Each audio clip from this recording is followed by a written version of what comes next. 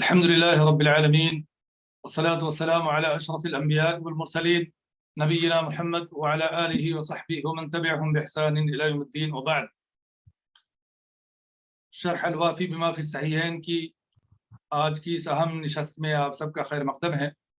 انشاءاللہ آج کی اس مبارک مجلس میں کتاب السیرہ کی چھٹی فصل کے آخری ابواب کی وضاحت کے ساتھ ساتھ اس کتاب کی 7ویں فصل جو غزوہ بنی المصطلق کے بیان میں ہے، اس کے ابتدائی چند ابواب کی تشریح فضیلت الشیخ ڈاکٹر عبدالباسط فہیم حفظہ اللہ آج کی اس نشست میں فرمائیں گے.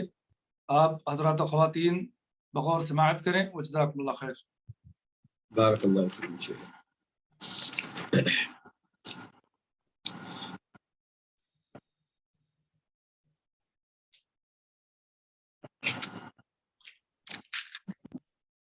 ان الحمد للہ نحمده ونستعینه ونستغفره ونعوذ باللہ من شرور انفسنا ومن سیئات اعمالنا من يهده الله فلا مضل له ومن يضلل فلا هادي له واشهد ان لا اله الا الله وحده لا شريك له واشهد ان محمدا عبده ورسوله. يا أيها الذين آمنوا اتقوا الله حق تقاته ولا تموتن إلا وأنتم مسلمون. يا أيها الناس اتقوا ربكم الذي خلقكم من نفس واحدة وخلق منها زوجها وبث منهما رجالا كثيرا ونساء واتقوا الله الذي تساءلون به والأرحام إن الله كان عليكم رقيبا. يا أيها الذين آمنوا اتقوا الله وقولوا قولا سديدا يصلح لكم أعمالكم ويغفر لكم ذنوبكم ومن يطع الله ورسوله فقد فاز فوزا عظيما. أما بعد فإن خير الحديث كتاب الله وخير الهدي هدي محمد صلى الله عليه وسلم وشر الأمور محدثاتها وكل محدثة بدعة وكل بدعة ضلالة وكل ضلالة في النار. الوافی بما فی الصحیحین، صحیح بخاری اور صحیح مسلم کی احادیث پہ مشتمل ایک عظیم کتاب. اور اس کتاب کو کتاب کے مؤلف نے 10 مقاصد میں تقسیم کیا ہے. ان میں سے 9واں مقصد ہم پڑھ رہے ہیں، اور 9واں مقصد نبی علیہ الصلوۃ والسلام کی سیرت، تاریخ اور مناقب و فضائل کی احادیث پہ مشتمل ہے.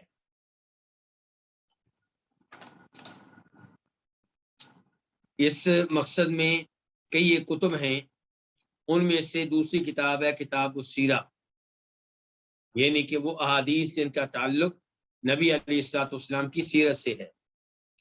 اور اس دوسری کتاب میں کئی ایک فصلیں ہیں، ان میں سے چھٹی فصل ہم پڑھ رہے ہیں، اور چھٹی فصل غزوہ خندق اور غزوہ خندق کے بعد پیش آنے والے حالات سے ہے. اور اس چھٹی فصل میں جس کا تعلق غزوہ خندق سے ہے اور غزوہ خندق کے بعد میں پیش آنے والے حالات سے ہے، اس میں 8واں باب آج پڑھیں گے ہم، اور یہ آخری باب ہوگا اس فصل کا. باب زواج النبی صلی اللہ علیہ وسلم زینب ونزول الحجاب. یہ باب ہے نبی علیہ الصلوۃ والسلام کے زینب یعنی کہ زینب بنت جحش رضی اللہ عنہ سے شادی کرنے کے بارے میں، اور حجاب کے نازل ہونے کے بارے میں، پردے کے حکم کے نازل ہونے کے بارے میں. اس کا مطلب یہ ہے کہ آپ کی شادی ام المؤمنین زینب سے ہوئی ہے غزوہ خندق کے بعد، اور پردے کا حکم نازل ہوا غزوہ خندق کے بعد. حدیث نمبر 1674 1674 قاف. اس حدیث کے بیان کرنے پہ اتفاق ہے امام بخاری کا اور امام مسلم کا. عن انس بن مالک رضی اللہ عنہ قال، روایت ہے جناب انس بن مالک رضی اللہ عنہ سے، وہ کہتے ہیں کہ لما تزوج رسول اللہ صلی اللہ علیہ وسلم زینب بنت جحش دعا القوم فطعموا. جب نبی علیہ الصلوۃ والسلام نے زینب بنت جحش سے شادی کی تو آپ نے قوم کو دعوت دی. دعوت کس چیز کی؟ ولیمے کی. فطعموا، تو انہوں نے کھانا کھایا. ثم جلسوا، پھر وہ بیٹھے رہے. یتحدثون، گفتگو کرتے رہے. وَإِذَا هُوَ كَأَنَّهُ يَتَهَيَّأُ لِلْقِيَامِ، اور نبی علیہ الصلوۃ والسلام ایسے گویا کہ آپ کھڑے ہونے کے لیے تیار ہو رہے ہوں. یعنی کہ آپ نے اپنا ایسا انداز اپنایا تھا جس سے یوں لگتا تھا کہ آپ اٹھنے والے ہیں، اور اس میں اشارہ تھا حاضرین مجلس کے لیے کہ اب آپ لوگ جا سکتے ہیں، کیونکہ آپ نے ولیمہ کی دعوت کھا لی اور اب ہر ایک کو اپنے گھر جانا چاہیے. تو وَإِذَا ہوا، اچانک آپ كَأَنَّهُ يَتَهَيَّأُ، گویا کہ آپ تیار ہوتے ہیں للقیام، کس کے لیے؟ کھڑے ہونے کے لیے. فَلَمْ يَقُومُوا، اس کے باوجود لوگ کھڑے نہیں ہوئے. فَلَمَّا رَأَى ذَلِكَ، تو جب نبی علیہ الصلوۃ والسلام نے یہ چیز دیکھی، ان کے ان کا دیکھا کہ وہ بیٹھنا چاہتے ہیں، اٹھنا نہیں چاہتے، یہ چیز دیکھی، قام، تو پھر آپ کھڑے ہو گئے. پہلے آپ انداز اپنائے ہوئے تھے کہ جیسے آپ کھڑے ہونے کی تیاری کر رہے ہیں، اٹھنا چاہتے ہیں. اب جب آپ نے دیکھا کہ میں اٹھنے کی تیاری کر رہا ہوں، یہ لوگ پھر بھی کھڑے نہیں ہوئے، تو پھر آپ باقاعدہ کھڑے ہو گئے. فلما قام، جب آپ کھڑے ہوئے تو قام من قام، تو وہ بھی کھڑا ہو گیا جس نے کھڑا ہونا تھا. یعنی کہ کئی لوگ آپ کو دیکھ کے کھڑے ہو گئے، صورتحال سمجھ گئے. وقعد ثلاثۃ نفر، لیکن 3 لوگ بیٹھے رہے. 3 لوگ بیٹھے رہے، گفتگو کرتے رہے. فجاء النبی، تو نبی علیہ الصلوۃ والسلام آئے. لیدخل، کیا مطلب آپ آئے؟ اس کا مطلب ہے کہ آپ باہر چلے گئے تھے. اس سے پتہ چلا کہ آپ باہر چلے گئے تھے. بلکہ دوسری روایت میں اس کی وضاحت آتی ہے، بخاری شریف کی دوسری روایت ہے 4793، وہاں پہ یہ آتا ہے کہ نبی علیہ السلام نکلے اور آپ ام المؤمنین عائشہ کے حجرے کی طرف چلے گئے رضی اللہ تعالی عنہ. آپ نے انہیں سلام کہا، انہوں نے آپ کے سلام کا جواب دیا اور کہا کیف وجدت اہلک، کہ اے اللہ کے رسول آپ نے اپنی وائف کو کیسا پایا. بارک اللہ لک، اللہ تعالیٰ آپ کے لیے برکتیں ڈالے، ان کے شادی کی آپ کو دعا دی، مبارکباد دی.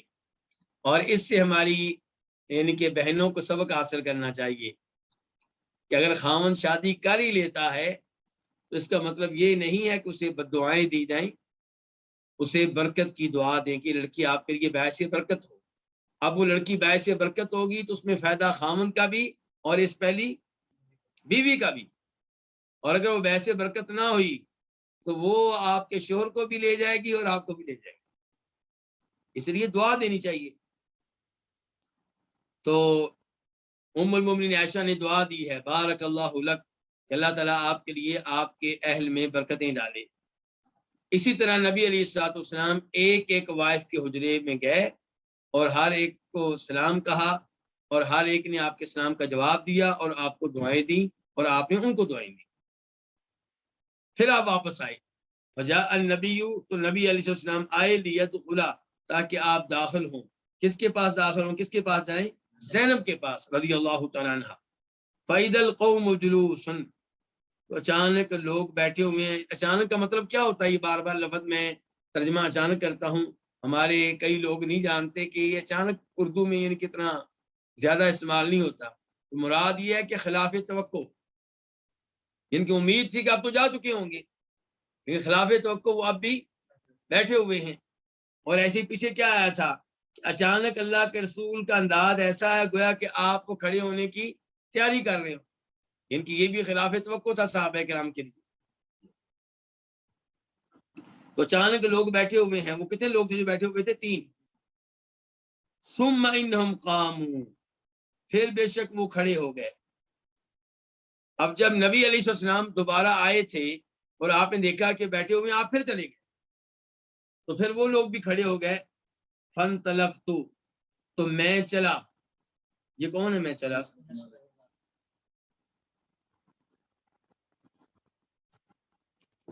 کہتے ہیں میں چلا، فجئت، تو میں آیا کس کے پاس؟ نبی علیہ السلام کے پاس. فاخبرت النبی، تو میں نے نبی علیہ السلام کو بتایا کہ انہم قد انطلقوا، بے شک وہ لوگ جا چکے ہیں. فجاء، تو آپ تشریف لائے، حتی داخلہ، یہاں تک کہ آپ اندر داخل ہو گئے. فذهبت ادخل، تو میں بھی داخل ہونے لگا، جیسے کہ پہلے معمول تھا اس معمول کے مطابق انس بن مالک بھی داخل ہونے لگے. فالقى الحجاب بینی وبینہ، تو نبی علیہ السلام نے میرے اور اپنے درمیان پردہ ڈال دیا. فانزل اللہ، اللہ تعالیٰ یہ آیت نازل کی، یا ایھا الذین آمنوا لا تدخلوا بیوت النبی، کہ اے ایمان والو نبی کے گھر میں داخل نہ ہوا کرو صلی اللہ علیہ وسلم، الا ان یؤذن لکم الی طعام، مگر تب جب تمہیں کھانے کی دعوت دی جائے. غیر ناظرین اناء، نبی علیہ السلام کے گھر میں داخل ہونا ہے کھانے کے لیے، کھانے کے پکنے کا انتظار کرنے کے لیے نہیں. یعنی کہ اگر آپ کو دعوت دی گئی ہے ظہر کے بعد، ایسا نہیں ہے کہ آپ زور سے 2-3 گھنٹے پہلے بیٹھ جائیں کہ کھانا پک رہا ہے اور آپ بیٹھے ہوئے ہیں پاس، ایسا نہیں ہونا چاہیے. ولیکن اذا دعیتم فادخلوا، لیکن جب دعوت دی جائے تب داخل ہو جاؤ. فاذا طعمتم، جب کھانا کھا کے فارغ ہو جاؤ تو کیا کرو؟ فانتشروا، اب منتشر ہو جاؤ، نکل جاؤ. یہ آداب ہیں جو سکھائے جا رہے ہیں مسلمانوں کو، کہ کوئی آدمی آپ کو کھانے کی دعوت دیتا ہے، اس کا مطلب یہ نہیں کہ آپ 3 گھنٹے پہلے اس کے گھر میں آ کے بیٹھتے ہیں، اور نہ ہی اس کا یہ مطلب ہے کہ کھانا کھانے کے بعد بھی آپ بیٹھے ہی نہیں، الا یہ کہ وہ خود آپ کو بٹھائے یا آپ محسوس کریں کہ وہ چاہتا ہے کہ آپ بیٹھیں، یہ الگ معاملہ ہے. لیکن عام حالات میں آپ وقت پہ آئیں اور وقت پہ جائیں، اس کی پرائیویسی کو متاثر نہ کریں. اس کی اپنی مصروفیات ہیں، اس کے اپنے اہل و عیال ہیں، اس کے اپنے بچے ہیں، اس کے اپنے امور ہیں. ولا مستأنسین لحدیث، یعنی کہ گفتگو کرنے کے لیے وہاں پہ بیٹھے رہنا یہ درست نہیں ہے. ان ذالکم کان یؤذی النبی، یہ چیزیں تکلیف دیتی ہیں کس کو؟ نبی علیہ السلام کو. فیستحیی منکم، لیکن آپ بولتے نہیں ہیں، کیوں؟ آپ شرماتے ہیں، شرم و حیا والے ہیں. واللہ لا یستحی من الحق، اور اللہ تعالیٰ حق بات کہنے سے نہیں شرماتے. اس کے بعد یہ بھی کہا کہ وَإِذَا سَأَلْتُمُوهُنَّ، جب آپ کی بیویوں سے کوئی چیز مانگنی ہو، کوئی سوال کرنا ہو، فَإِذَا وَسَأَلْتُمُوهُنَّ مَتَاعًا فَاسْأَلُوهُنَّ مِنْ وَرَاءِ حِجَابٍ، تو وہ چیز مانگو پردے کے پیچھے سے. ذَلِكُمْ أَطْهَرُ لِقُلُوبِكُمْ وَقُلُوبِهِنَّ، یہ عمل اگر اپناؤ گے تو تمہارے دل بھی پاک رہیں گے، ان کے دل بھی پاک رہیں گے. تو یہ ہے جی حدیث اور یہ ہے آیت. اب اس کے اوپر تھوڑا بہت غور کرتے ہیں.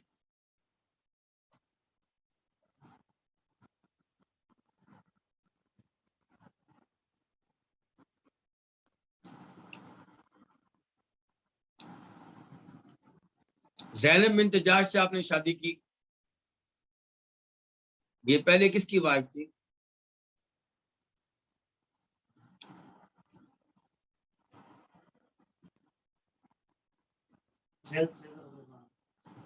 بالکل، یعنی کہ آپ نے زید کو بیٹا بنا رکھا تھا، زید بن حارثہ کو آپ نے بیٹا بنایا ہوا تھا. آپ نے زید بن حارثہ کی شادی زینب سے کی ہے. اس میں ایک تو یہ ہے کہ زینب کون ہے؟ قریشی خاتون ہے، نبی علیہ السلام کے خاندان سے ہیں. اور زید بن حارثہ کیا تھے؟ غلام، آزاد کردہ غلام. آپ نے اپنے آزاد کردہ غلام کی شادی قریشی خاتون سے کی ہے. اس کا مطلب یہ ہے کہ یہ شادی کے موقع پہ دیکھنا کہ کس فیملی کا ہے، کس فیملی کا نہیں ہے، یہ فیملی ہمارے برابر کی نہیں ہے جی، ہمارے معیار کی نہیں ہے، یہ باتیں اسلام کا حصہ نہیں ہے. کسی بھی لڑکی کا رشتہ کسی بھی مرد سے کیا جا سکتا ہے، بس دین کی طرف دیکھنا چاہیے. چاہے کوئی ہاشمی خاندان سے تعلق رکھتا ہو، چاہے نبی علیہ السلام کی فیملی سے تعلق رکھتا ہو، چاہے قریشی ہو، جو بھی معاملہ ہو. اس کے بعد نبی علیہ السلام نے ولیمے کی دعوت دی ہے، اس کا مطلب یہ ہے کہ ولیمے کا اہتمام کرنا چاہیے۔ بلکہ عبد الرحمن بن عوف کی جب شادی ہوئی تو آپ نے حکم دیا تھا اولم ولو بشاتن، ولیمہ کرو عبد الرحمن چاہے ایک ہی بکری کا کر دو، کیونکہ 2 نہ صحیح 3 نہ صحیح ولیمہ کرو، تو ولیمے کا اہتمام کرنا چاہیے۔ اور اس کے بعد میں بتا چکا ہوں کہ انسان تب آئے جو کھانے کا وقت دیا گیا ہے، اور کھانا کھا کے نکل جائے تاکہ وہ لوگ تنگ نہ ہوں جن کے ہاں دعوت ہے۔ اور اس کے علاوہ یہ کہ نبی علیہ الصلوۃ والسلام کا حیا، اور حیا خوبی ہے۔ اس کے بعد یہ کہ اللہ رب العزت حیا سے نہیں شرماتے، اس کا مطلب یہ ہے کہ اللہ رب العزت حق بات سے نہیں شرماتے، اس کا مطلب یہ ہے کہ غلط بات ہو تو اللہ تعالیٰ بھی حیا کرتے ہیں۔ اس سے پتہ چلا کہ اللہ تعالیٰ بھی حیا والے ہیں، اور یہ تو میں اس حدیث سے کہہ رہا ہوں، ورنہ دیگر حدیث سے صاف صاف ثابت ہے ان ربکم حی کریم، تمہارا رب حیا والا ہے۔ اللہ رب العزت کی صفات میں سے ایک صفت کیا ہے؟ حیا والا ہونا۔ اور اس کے بعد یہ کہ پردے کا حکم نازل ہوا ہے، اور پردے کا حکم نازل ہونے کے بعد سب سے پہلے پردہ کس سے کروایا گیا ہے؟ انس بن مالک سے، جو نبی علیہ السلام کی کئی سالوں سے خدمت کر رہے تھے۔ 10 سال عمر تھی جب خدمت انہوں نے شروع کی ہے، اور یہ کون سا غزوہ ہے؟ خندق۔ تو آپ کہہ سکتے ہیں کہ ابھی خدمت کرتے ہیں ان کو 5 سال 15 سال تقریباً عمر ہوگی ان کی، لیکن جو ہی حکم نازل ہوا ہے فوری طور پہ آپ نے پردہ لٹکا دیا ہے، کوئی تمہید نہیں مانی، کوئی یہ نہیں کہا کہ آہستہ آہستہ انس کو قائل کریں گے، سمجھائیں گے۔ ادھر ایت نازل ہوئی ہے، ادھر انس بن مالک معمول کے مطابق اندر داخل ہونا چاہتے ہیں، آپ نے آگے سے پردہ ڈال دیا، یعنی کہ اب تمہارا داخلہ بند ہو چکا کیونکہ پردے کا حکم نازل ہو چکا۔ تو پردے کا اہتمام ہر مسلمان فیملی کو کرنا چاہیے، ہر ماں بہن کو پردے کا اہتمام کرنا چاہیے، اور ہر مرد کو چاہیے کہ اپنی وائف سے، بہنوں سے، والدہ سے اچھے طریقے سے اخلاق کے ساتھ پردے کا مطالبہ کرے، اسی میں ساری خیر ہے۔ آپ دیکھیں اگر انس بن مالک جو آپ کی خدمت کرنے والے صحابی اللہ کے ولی ہیں، ان سے اپنی بیگمات کا پردہ کروا رہے ہیں نبی علیہ السلام، کے دوسرے لوگوں کی کیا حیثیت ہے؟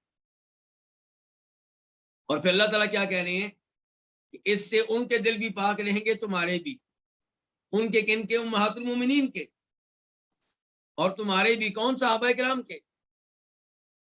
اس سے پتا چلا کہ پردے میں خیر ہی خیر ہے، دل پاکیزہ رہتے ہیں، دل صاف رہتے ہیں۔ آج لوگ باتیں کرتے ہیں نہیں جی پردہ کہاں کا ہوتا ہے؟ جی دل کا ہوتا ہے، جبکہ صحابہ کرام سے کہا جا رہا ہے یہ آنکھوں والا پردہ کرو گے تو دل کیا رہیں گے؟ صاف اور پاک رہیں گے۔ تو شریعت پہ عمل کرنے میں خیر ہی خیر ہے۔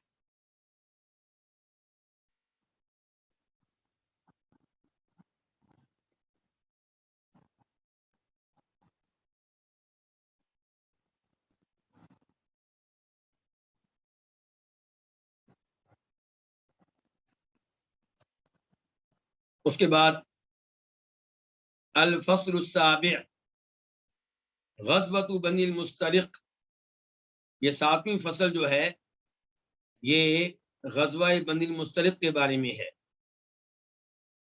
بنی المستلق، مستلق کے بیٹے، یعنی کہ قبیلہ مستلق سے تعلق رکھنے والے لوگ، یہ قبیلہ جو ہے یہ برانچ ہے کسی بڑے قبیلے کی، اس کا نام ہے خزاعہ۔ خزاعہ قبیلے کا یہ حصہ ہے۔ خزاعہ قبیلے کی آگے کئی برانچیں ہیں، ان میں سے ایک برانچ ہے یہ بنی المستلق۔ تو ان کے ساتھ کیونکہ یہ غزوہ ہوا، یہ لڑائی ہوئی، اس لیے سے کہتے ہیں غزوۃ بنی المستلق۔ اور اس کا دوسرا نام ہے المریسیہ، سین کے ساتھ آخر میں عین، المریسیہ۔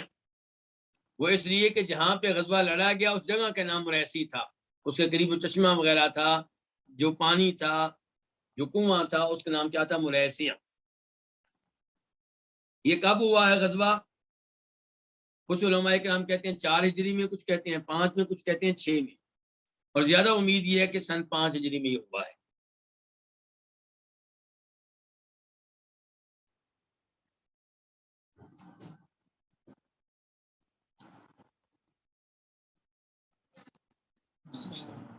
باب نمبر 1، باب الاغارۃ علی بنی المستلق،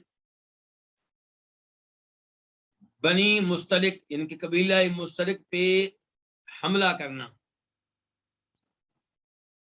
حدیث نمبر 1675، 1675 عن ابن عون، روایت ہے عبداللہ بن عون بن ارطبان، عبداللہ بن عون بن ارطبان البصری المزنی، یہ بصرہ کے رہنے والے تھے اور ان کو مزنی کہتے ہیں، حالانکہ ان کا اپنا قبیلہ مزنی نہیں ہے، مزینہ قبیلے کے نہیں ہے، لیکن مزنی کیوں کہتے ہیں؟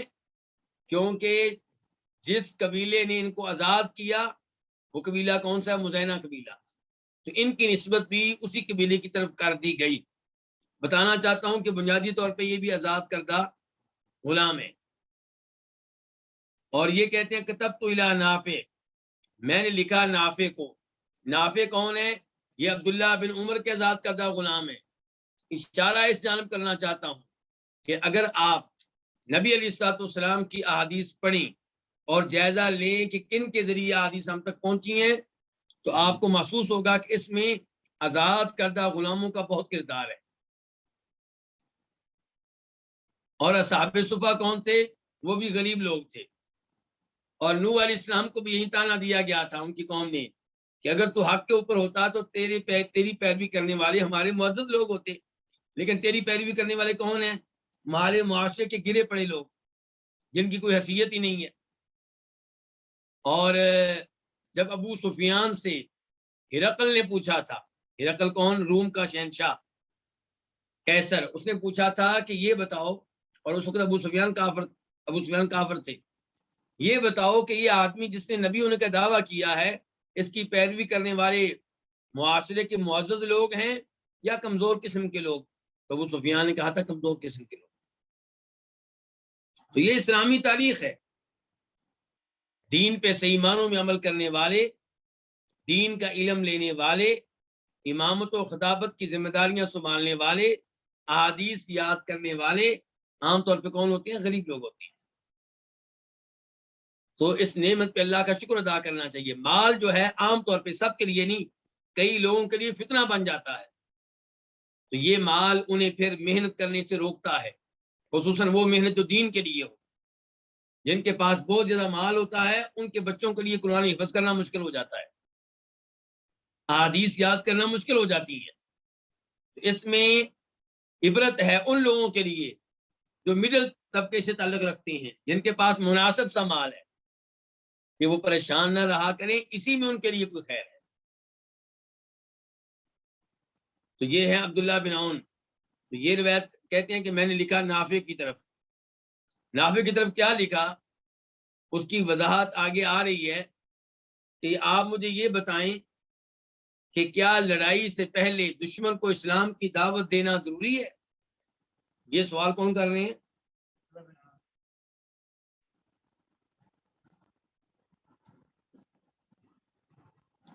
اس کے جواب میں نافع نے یہ حدیث لکھ کر بھیجی، جس کا مطلب یہ ہے کہ شروع میں نبی علیہ الصلوۃ والسلام حملہ کرنے سے پہلے دین اسلام کی دعوت دیا کرتے تھے، بعد میں آپ نے کئی حملے ایسے کیے ہیں جہاں ان لوگوں کو اسلام کی آپ نے دعوت نہیں دی جن پہ حملہ کیا ہے۔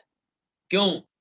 کیونکہ پھر دین اسلام پھیل چکا تھا، دعوت پہنچ چکی تھی، تو تب یعنی کہ وہ قبیلہ، وہ لوگ جن تک آپ کا پیغام پہنچ چکا ہے، دین پہنچ چکا ہے، تو ضروری نہیں کہ آپ حملہ کے وقت ان سے ایک دفعہ پھر مذاکرات کریں، پھر اسلام کی دعوت دیں، یہ ضروری نہیں ہے۔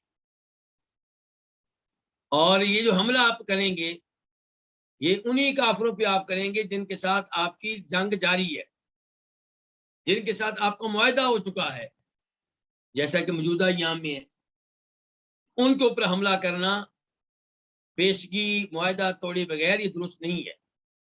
اگر آپ کسی ایسے ملک سے لڑنا چاہتے ہیں جن کے ساتھ آپ کا معاہدہ ہے تو پہلے معاہدہ توڑیں اور واضح طور پہ توڑیں، ان کو وقت ملے، اس کے بعد اگر جنگ ہوتی ہے تو الگ معاملہ ہے۔ مسلمانوں کو دھوکہ دینے کی اجازت نہیں ہے۔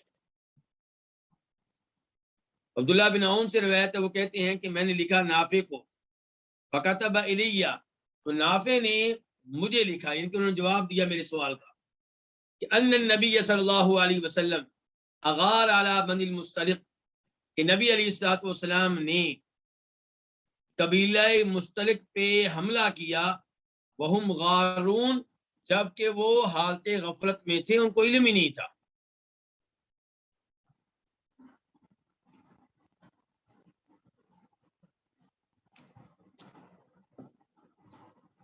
تاریخی روایات سے پتہ چلتا ہے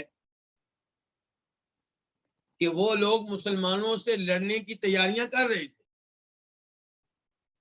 مسلمانوں سے لڑنے کی تیاریاں کر رہے تھے، لیکن مسلمان ان کے اوپر حملہ کریں گے یہ انہوں نے سوچا بھی نہیں تھا، ورنہ وہ مسلمانوں سے لڑنے کے لیے تیاریوں میں مصروف تھے، اللہ کے رسول کو خبر مل گئی تھی، تو پہلے اس کے کہ وہ مدینہ پہ حملہ کریں، اللہ کے رسول نے حملہ کر دیا۔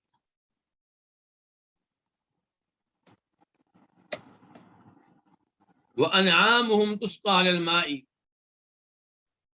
اور ان کے جانوروں کو پانی پلایا جا رہا تھا، علی الماء، چشمے پہ، چشمہ تھا یہ پانی جہاں پہ بھی جمع تھا، پانی کا جو گھاٹ جدھر بھی تھا وہاں ان کے جانوروں کو پانی پلایا جا رہا تھا۔ فقاتل مقاتلتهم، تو آپ نے ان کے جو جنگجو لوگ ہیں انہیں قتل کیا، وسبا ذراریہم، اور ان کے بچوں کو آپ نے قیدی بنایا، وَأَصَابَ يَوْمَئِذٍ جُوَيْرِيَّةً، اور اس دن آپ نے جویریہ کو بھی حاصل کیا۔ اس کا کیا مطلب ہے جویریہ کو حاصل کیا؟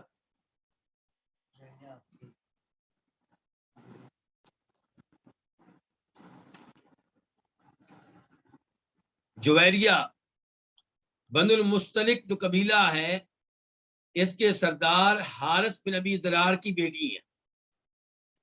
جویریہ اپنے قبیلے کے سردار کی کیا ہیں؟ بیٹی ہیں۔ یہ بھی قیدی بنی، اور نبی علیہ السلام نے ان قیدیوں کو مسلمانوں میں تقسیم کیا، تو یہ آئیں کس کے پاس؟ ثابت بن قیس بن شماس کے پاس، جیسا کہ ابو داؤد شریف میں وضاحت آئی ہے، ان کے حصے میں آئیں۔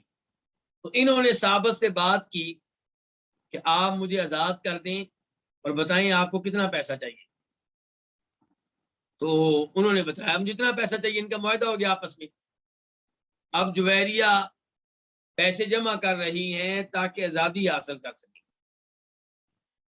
نبی علیہ السلام کے پاس آئیں، آپ سے مدد مانگی، آپ نے کہا کہ میں تمہیں اس سے بہتر پیشکش کرتا ہوں، تمہارا کیا خیال ہے اگر میں تمہارے سارے پیسے ادا کر دوں اور پھر تم سے شادی کر لوں؟ ان کا بہت اچھی بات ہے۔ تو نبی علیہ السلام نے جویریہ کے سارے پیسے ادا کر دیے، اب وہ کیا ہو گئی؟ آزاد۔ آپ نے ان سے کیا کر لی؟ شادی کر لی۔ جو ہی آپ نے شادی کی تو صحابہ کرام نے اس قبیلے کے تمام قیدیوں کو آزاد کر دیا کہ اب یہ نبی علیہ السلام کے سسرالی بن گئے۔ تو ام المومنین عائشہ فرماتی ہیں کہ جویریہ اپنی فیملی کے لیے، اپنے قبیلے کے لیے بہت ہی باعث برکت ثابت ہوئی، ان کی وجہ سے وہ سب لوگ جو ہیں وہ قید سے آزاد ہو گئے، اور یہ ہے فائدہ نبی علیہ السلام کی شادی کا۔ آپ کی ہر شادی کے پیچھے ایسے ہی کوئی نہ کوئی حکمت ہے، ایسے کوئی نہ کوئی عظیم مقصد ہے۔ تو یہ ہے وَأَصَابَ يَوْمَئِذٍ جُوَيْرِيَّةً، کہ آپ نے اس دن کس کو حاصل کیا؟ جویریہ کو۔ اور جن کے ذہن میں جویریہ نہیں آ رہی، ان کی آسانی کے لیے میں انہیں ایک حدیث بتانا چاہوں گا کہ آپ میں سے اکثر لوگ جو ہیں صبح کے اذکار میں یہ دعا پڑھتے ہوں گے، کون سی؟ سبحان اللہ و بحمدی عدد خلقی و رضا نفسی و زینت عرشی و مداد کلماتی۔ تو اس دعا کو ہم تک پہنچانے والی کون ہے؟ جویریہ۔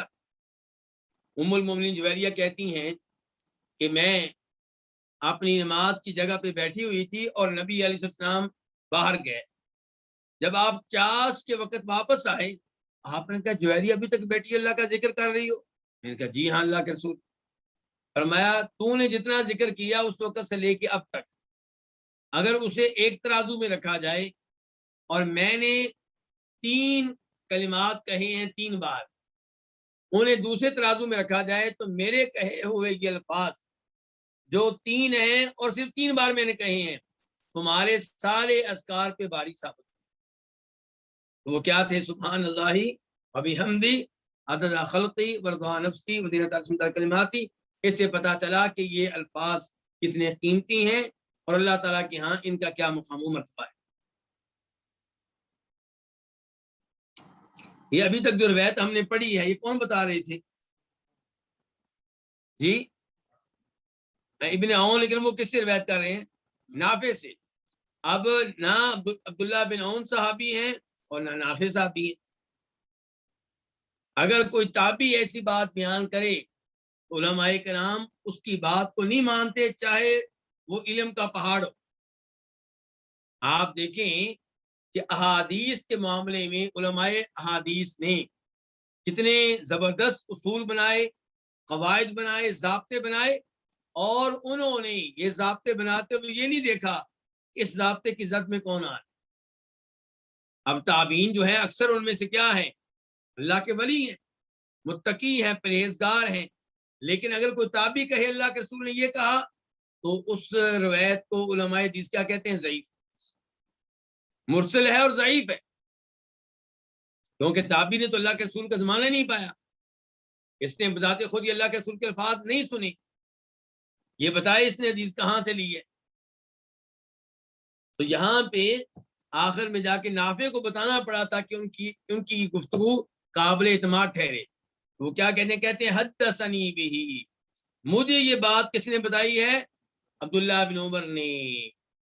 وکان فی ذلک الجیش، عبداللہ بن عمر جو تھے وہ اس لشکر میں موجود تھے۔ عبداللہ بن عمر تو اس لشکر کا حصہ تھے۔ کس لشکر کا حصہ؟ جنہوں نے بنی مستلق سے لڑائی لڑی۔ وعند مسلم، اور مسلم میں ہے، امام مسلم کے ہاں حدیث کی کتاب میں یہ بھی ہے کہ قالا، وہ کہتے ہیں، کون کہتے ہیں؟ عبداللہ بن عون، کہ کتبت الی نافع، میں نے نافع کو لکھا، اسألو عن الدعائی، میں خط میں کیا لکھا؟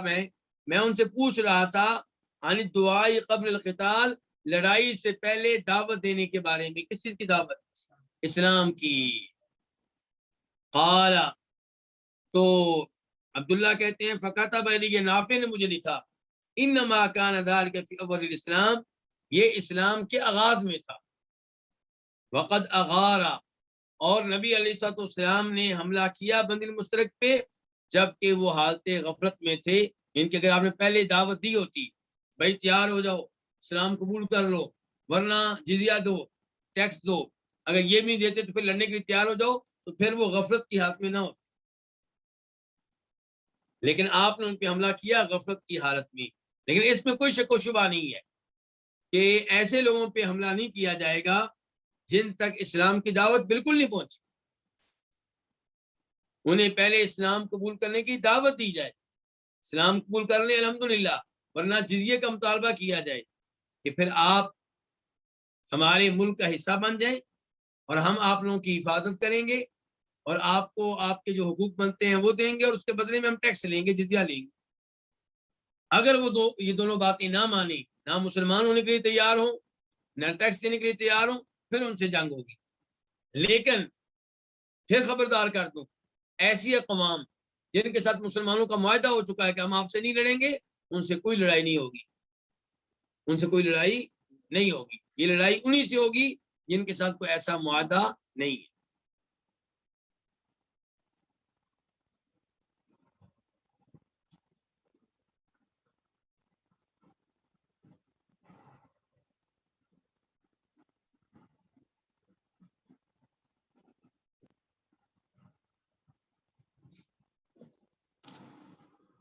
باب نمبر 2، باب دعوها فإنها منتنہ،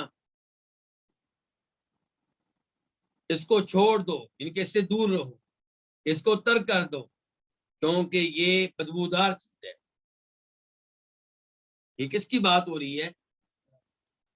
یہ جاہلیت کے نعرے لگانے کی، جاہلیت کے بول، یعنی کہ اس وجہ سے کسی سے مدد مانگنا یا کسی کی مدد کرنا کہ یہ ہماری برادری کا ہے، یہ ہماری قوم کا آدمی ہے، یہ دیکھے بغیر کہ یہ ظالم ہے یا مظلوم۔ تو یہ بھی بہت بڑا مسئلہ ہے آج کے مسلمانوں کا، تقریباً پوری دنیا میں۔ آپ مسلمانوں کو لے لیں، ہر مسلمان اپنے ملک کی حمایت کرے گا، دوسرے مسلمان ملک کی مخالفت کرے گا صرف یہ سوچ کر کہ میں اس ملک کا ہوں، میں اس ملک کا ہوں۔ یہ نہیں دیکھا جائے گا کہ حق پہ کون ہے اور کون نہیں ہے۔ یہاں پہ آپ کو ایک دلچسپ بات بتاؤں گا، دلچسپ تو نہیں کہنا چاہیے، بہرحال عبرتناک۔ اگر یہ بات میں اس تفصیل کے ساتھ نہ بتاؤں تو شاید آپ لوگوں کے دلوں میں وہ پیغام داخل نہیں ہو سکے گا جو میں داخل کرنا چاہتا ہوں، اس لیے میں تفصیل بتاؤں گا۔ مدینہ منورہ میں رہتے ہوئے ایک جگہ پروگرام ہوا کسی کے گھر میں، اور یہ پروگرام تھا ہمارے افغانی بھائیوں کا۔ تو وہاں پہ تذکرہ چھڑا پاکستان کا، اور اس سے پہلے یہ ہو چکا تھا کہ پاکستان نے کسی ملک کا ساتھ دیا اپنے مسلمان بھائیوں کے خلاف، ان کے افغانستان میں کون رہتے ہیں؟ مسلمان بھائی، ان کے خلاف ساتھ دیا گیا کسی غیر مسلم ملک کا۔ ایسا نہیں ہونا چاہیے تھا، یہ غلط فیصلہ تھا۔ اب ظاہر ہے کہ اس پہ افغانی لوگ ناراض تھے، تو اس مجلس میں کسی افغانی لڑکے نے یہ کہہ دیا کہ میرا دل چاہتا ہے کہ پاکستان پہ حملہ کرے وہ کافر ملک۔ تو اسی مجلس میں ایک بہت ہی عقل مند عالم دین افغانی موجود تھے، انہوں نے کہا اللہ سے ڈرو، تم نے یہ کفری الفاظ کہے ہیں، یہ خواہش رکھنا کہ مسلمانوں کے اوپر غیر مسلم حملہ کریں، یہ کفری حرکت ہے تمہاری۔ تو ایسے جملے صبح و شام ہم ادا کرتے رہتے ہیں، یہ سوچے سمجھے بغیر کہ جو کچھ میں کہہ رہا ہوں کتنا خطرناک ہے۔ اپنے مسلمان بھائیوں پہ حملہ کرنا غلط، اور یہ خواہش رکھنا کہ اب ان پہ کفار حملہ کریں، یہ بھی غلط۔ تو اس معاملے میں بڑی احتیاط کرنی چاہیے۔ صرف اس وجہ سے کسی کا ساتھ دینا کہ وہ آپ کی برادری کا ہے، آپ کی کاسٹ کا ہے، آپ کے قبیلے کا ہے، آپ کی فیملی کا ہے، یہ سوچے سمجھے بغیر کہ حق پہ ہے یا نہیں، یہ بالکل غلط۔ یہ ہے جس کے بارے میں اللہ کے رسول فرما رہے ہیں دعوہا، اس چیز کو چھوڑ دو، فإنہا منتنا، یہ بدبودار چیز ہے۔ حدیث نمبر 1676 1676 قاف، اس حدیث کے بیان کرنے پہ اتفاق ہے کس کس کا؟ امام بخاری کا اور امام مسلم کا۔ عن جابر رضی اللہ عنہ، روایت ہے جناب جابر بن عبداللہ انصاری رضی اللہ تعالیٰ عنہما سے، قال، وہ کہتے ہیں غزونا مع النبی صلی اللہ علیہ وسلم، ہم نے نبی علیہ الصلوۃ والسلام کے ساتھ مل کے غزوہ لڑا، جنگ لڑی، اور یہ بات ہو رہی ہے غزوہ بنی المصطلق کی، یہ بات ہو رہی ہے غزوۃ المریسی کی۔ وقد صاب معه ناس من المہاجرین، جبکہ آپ کے ساتھ مہاجرین میں سے کئی لوگ جمع ہو چکے تھے، حتیٰ کثروا، یہاں تک کہ وہ زیادہ ہو چکے تھے، جن کے مہاجرین کی ٹھیک ٹھاک تعداد تھی۔ وکان من المہاجرین رجل لعاب، اور مہاجرین میں سے ایک آدمی تھا لعاب، بہت زیادہ ہنسی مزاح کرنے والا، بہت زیادہ ہنسی مزاح کرنے والا۔ اچھا، حدیث بیان کرنے والے صحابی کون ہیں؟ یہ مہاجر ہیں کہ انصاری ہیں؟ یہ انصاری ہیں۔ فقاسا انصاریًا، تو اس مہاجر نے انصاری صحابی کو پیچھے سے لات ماری، ٹانگ ماری۔ فغضب الانصاری غضبا شدیدا، تو انصاری صحابی شدید غصے میں آ گئے، انہوں نے شدید ناراضگی کا اظہار کیا۔ حتی تداعوا، یہاں تک کہ ان دونوں نے اپنے اپنے قبیلے کو مدد کے لیے طلب کر لیا، یعنی کہ بلکہ وہ آگے وضاحت مثال آ رہی، میں مثال نہیں، مثال خود آ رہی ہے۔ وقال الانصاری، انصاری نے کہا یا للانصار، اے انصاریو مدد کے لیے آؤ۔ وقال المہاجری، اور مہاجر صحابی نے کہا یا للمہاجرین، اے مہاجرو مدد کے لیے آؤ۔ انصاری نے انصاریوں کو اپنی مدد کے لیے بلا لیا، اور مہاجر نے مہاجرین کو اپنی مدد کے لیے بلا لیا۔ اور آج یہ بھی بہت بڑا مسئلہ ہے، تقریباً ہر مسلمان ملک میں کچھ لوگ ایسے ہوتے ہیں جو اس ملک کا حصہ نہیں ہوتے، باہر سے آئے ہوتی ہیں، وہ مہاجر بن کر رہ رہے ہوتی ہیں۔ اب مقامی لوگ جو ہیں مہاجرین کے ساتھ عام طور پہ برا سلوک کرتے ہیں، اور اگر مہاجرین جو ہیں ان کی کثرت ہو جائے تو وہ بھی برا سلوک کرتی ہے۔ بنیاد کیا ہوتی ہے کہ یہ ہمارا مہاجر ہے اور یہ ہمارا مقامی باشندہ ہے۔ تو یہاں پہ بھی یہ صورتحال پیدا ہو گئی ہے۔ فخرج النبی صلی اللہ علیہ وسلم، تو نبی علیہ السلام نکلے، یعنی کہ آپ اپنے خیمے وغیرہ میں ہوں گے تو آپ نے یہ آوازیں سنی تو باہر نکلے۔ فقال، آپ نے کہا ما بال دعوی اہل الجاہلیہ، جاہلیت والوں کی آواز کی کیا حالت ہے، کیا شان ہے، کیا مسئلہ ہے؟ زمانے جاہلیت کی آواز میں کیوں سن رہا ہوں، زمانے جاہلیت کے نعرے میں کیوں سن رہا ہوں؟ زمانے جاہلیت کس کو کہتے ہیں؟ کفر کے زمانے کی، یعنی کہ کفر کے نعرے میں کیوں سن رہا ہوں؟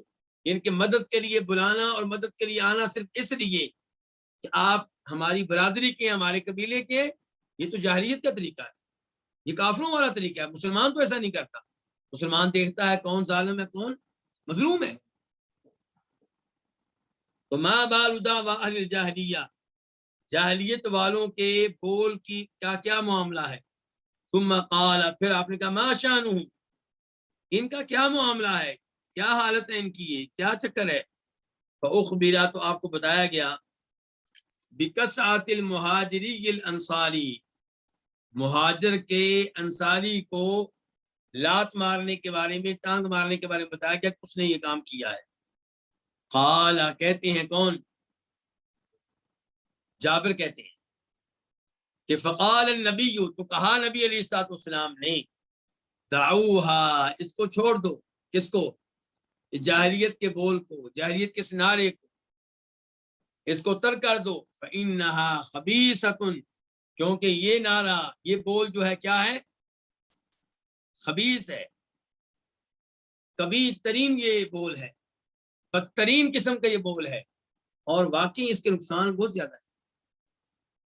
یعنی کہ دو آدمیوں کی آپس میں غلط فہمی پیدا ہوئی، جب آپ اس کو اپنی اپنی برادری کا، اپنے اپنے علاقے کا مسئلہ بنا لیں گے تو دو آدمیوں کے پیچھے لاکھوں لوگ لڑیں گے، اور لاکھوں لوگ ایک دوسرے کے مخالف ہو جائیں گے، لاکھوں لوگوں کے دلوں میں دوسرے لاکھ دلوں کے بارے میں نفرت پیدا ہو جائے گی۔ حالانکہ غلط فہمی پیدا ہوئی کتنے آدمیوں میں؟ دو آدمی۔ آپ انصاری کہیں گے یہ سب مہاجر گندے ہیں، مہاجر کہیں گے یہ سب انصاری گندے ہیں۔ میں صحابہ کرام کی بات نہیں کر رہا، آج کل کے لحاظ سے بات کر رہا ہوں۔ ان کے جو مقامی باشندے ہیں وہ کہیں گے کہ یہ لوگ غلط ہیں، اور وہ کہیں گے یہ غلط ہے۔ حالانکہ حقیقت کیا ہوتی ہے کہ ہر قوم میں اچھے لوگ بھی ہوتے ہیں اور برے لوگ۔ تو کہنے کا مطلب ہے کہ یہ بول جو ہیں اور یہ نعرے جو ہیں، یہ پوری قوم کو دوسری قوم کے مخالف کر دیتے ہیں، اور مسلمان آپس میں لڑنا شروع ہو جاتے ہیں۔ وقال، اور کہا، عبداللہ بن ابی بن سلول نے. یہ کون تھا؟ منافقین کا سردار. اس کا نام کیا ہے؟ عبداللہ. اس کے باپ کا نام کیا ہے؟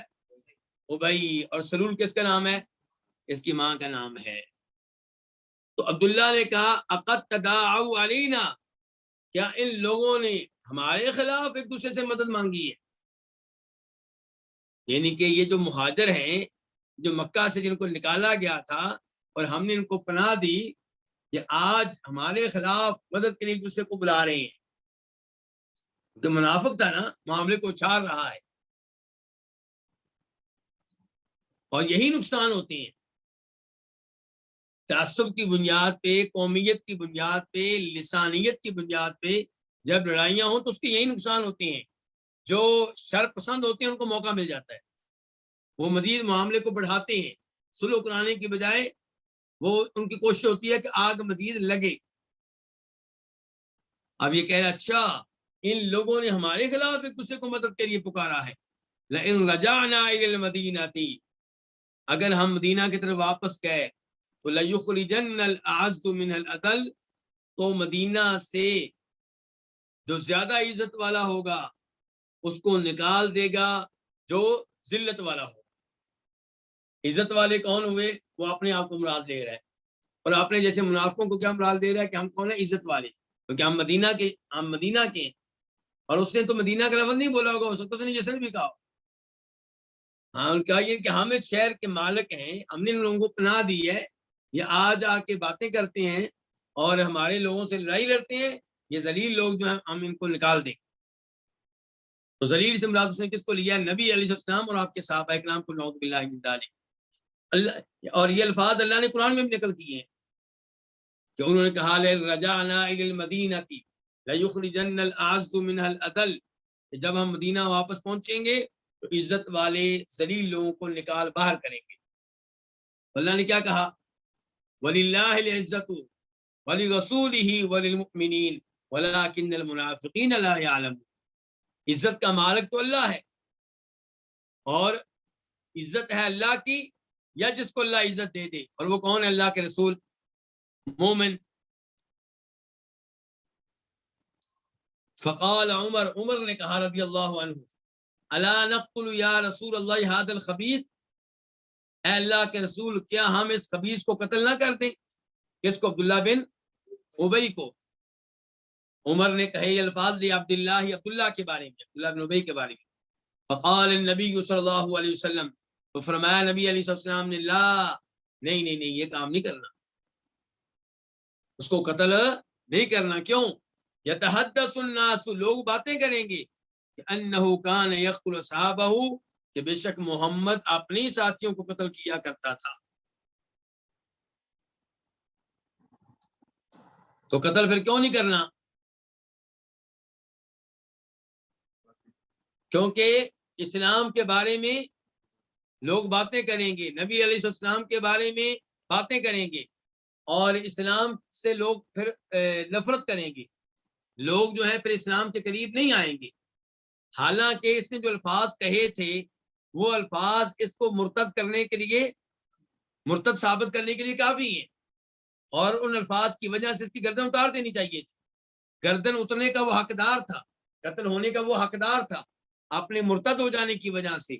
لیکن اس کے باوجود آپ نے اس سزا کو نافذ نہیں کیا، کیونکہ مصلحت یہ تھی کہ بظاہر وہ کلمہ پڑھتا ہے، بظاہر اس کا دعویٰ کہ میں مسلمان ہوں، اگر اسے قتل کریں گے تو لوگ کہیں گے لو جی تو اپنے ساتھ کو قتل کر.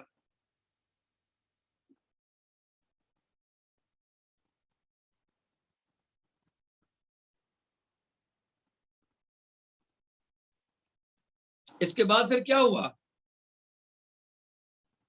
اس کے بعد کیا ہوا اس کا تذکرہ یہاں پہ نہیں ہے.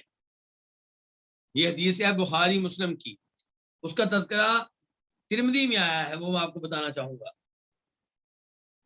کہ اس کے بیٹے عبداللہ نے اس سے کہا. عبداللہ بن ابی کے بیٹے کے نام بھی کیا ہے؟ عبداللہ. تو بیٹے عبداللہ نے کہا کہ اللہ کی قسم آپ مدینہ میں داخل نہیں ہو سکیں گے جب تک کہ آپ اس بات کا اقرار نہیں کریں گے کہ ذلیل آپ ہیں اور عزت والے اللہ کے رسول ہیں. صلی اللہ علیہ وسلم. کون کہہ رہا ہے؟ سگا بیٹا.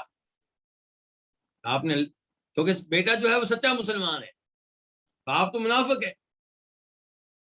تو حدیث کے الفاظ ہیں ففعل، تو اس کو یہ بات ماننا پڑی، اعلان کرنا پڑا کہ اللہ کے رسول عزت والے اور میں ہی ذلیل ہوں. تو یہ اس کو فوری طور پہ سزا ملی. اور یہ ترمذی کی روایت ہے 3315، اور اس کو شیخ البانی رحمہ اللہ نے صحیح قرار دیا ہے. تو خلاصہ کلام پھر کیا ہوا کہ صوبائیت کی لڑائیاں، میں اس صوبے کا اور وہ اس صوبے کا، حالانکہ وہ بھی مسلمان یہ بھی مسلمان. شہروں کی بنیاد پر لڑائیاں، میں اس شہر کا وہ شہر کا، حالانکہ دونوں مسلمان. اور ایسے ہی برادری کاسٹ کی بنیاد پہ، قبیلے کی بنیاد پہ، یہ سب وہ چیزیں ہیں جن کا اسلام مخالف ہے. اسلام ان امور کی اجازت نہیں دیتا. مسلمان بھائی بھائی ہیں. اسلام تو کہتا ہے انما المؤمنون اخوہ. اس کے بعد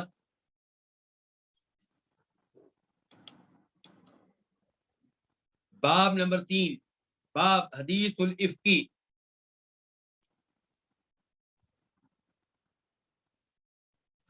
یہ حدیث کس کے بارے میں ہے؟ اس تہمت کے بارے میں جو لگائی گئی کس کے اوپر؟ ہماری ماں ام المؤمنین عائشہ رضی اللہ عنہا کے بارے کے اوپر.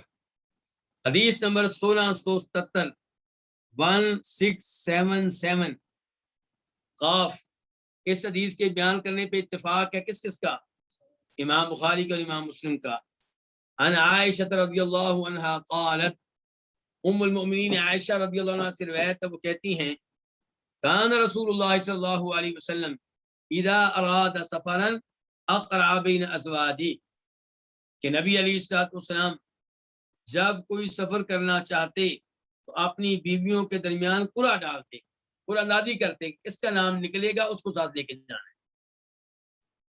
فأيتهن خرج سهمها خرج بها رسول اللہ صلی اللہ علیہ وسلم معه، تو ان میں سے جس کا قرعہ نکل آتا اسے نبی علیہ السلام اپنے ساتھ لے کر نکلتے. قالت عائشہ، ام المؤمنین عائشہ کہتی ہیں فأقرع بیننا فی غزوۃ غزاها، تو آپ نے ہمارے درمیان قرعہ اندازی کی ایک غزوے میں، غزاها جو آپ نے لڑا. فخرج فیہا سہمی، اس میں قرعہ کس کا نکلا؟ میرا نکلا. فخرجت مع رسول اللہ صلی اللہ علیہ وسلم، تو میں نکلی نبی علیہ السلام کے ساتھ. بعدما انزل الحجاب، یہ کب کی بات ہے؟ حجاب نازل کیے جانے کے بعد. ما مصریہ ہے، یعنی کہ پردے کا حکم نازل ہو چکا تھا. فکنت احمل فی ہودجی وانزل فی، تو مجھے اٹھایا جاتا میرے ہودج میں اور اسی میں مجھے اتارا جاتا. اس کا کیا مطلب ہے؟ پہلے پہ ہودج کس کو کہتے ہیں؟